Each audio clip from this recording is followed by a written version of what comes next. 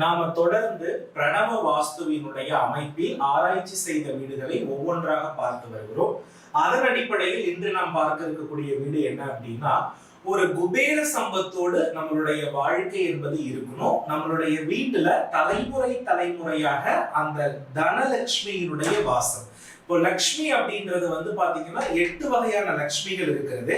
ஆனா வீட்டில் அதிகப்படியாக குடியிருக்க வேண்டிய லக்ஷ்மியாக நம்ம என்ன சொல்லுவோம் அப்படின்னா, தனலட்சுமியினுடைய அருளை தான் நம்ம அதிகமாக வேண்டுவோம். அப்படி தனம் என்று சொல்லக்கூடிய செல்வ நிதிகளை அதிகமாக பெறுவதற்கு நம்மளுடைய வீட்டில 2 திக்குகள் வலுவடைய வேண்டும். ஒன்று வடக்கு மத்தியமம், மற்றொன்று தென்கிழக்கு. ஏன்னா தென்கிழக்கை ஆளுமை செய்யக்கூடிய கிரகமாக சுக்கிர பகவான் இருக்கிறார். வடக்கு திசையை ஆளுமை செய்யக்கூடிய கிரகமாக புத பகவான் இருக்கிறார். இப்போ நம்மளுடைய தனிப்பட்ட ஜாதகத்துல இந்த 2 கிரகங்களை தான் நாம பொருளாதாரத்தின் ராஜ கிரகம் அப்படின்னு சொல்றோம். யாருடைய ஜாதகத்திலாவது புதன் சுக்கிரன் ஆட்சி உச்சம் பெற்று அமைந்திருந்து நல்ல பலன்களை பெறும் பொழுது, குருவின் பார்வை இருக்கின்ற பொழுது கட்டாயமாக அவர்கள் என்ன பண்ணுவாங்கன்னா மிகப்பெரிய கோடீஸ்வரராக வாழ்வதற்கான வாய்ப்புகள் உண்டு.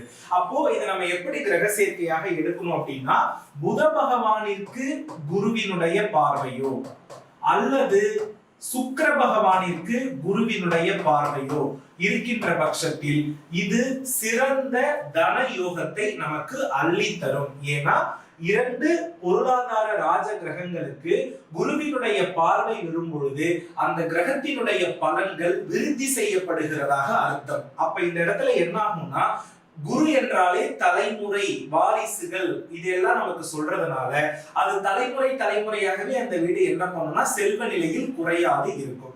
அப்போ இத நம்ம பிரணவ வாஸ்துவின் அடிப்படையில பூத்தணும் அப்படின்னா, இந்த குரு என்பதற்கு பிரணவ வாஸ்துல என்ன சொல்லப்பட்டிருக்கிறது அப்படின்னா பூஜை அறை அப்படின்னு சொல்லப்பட்டிருக்கிறது.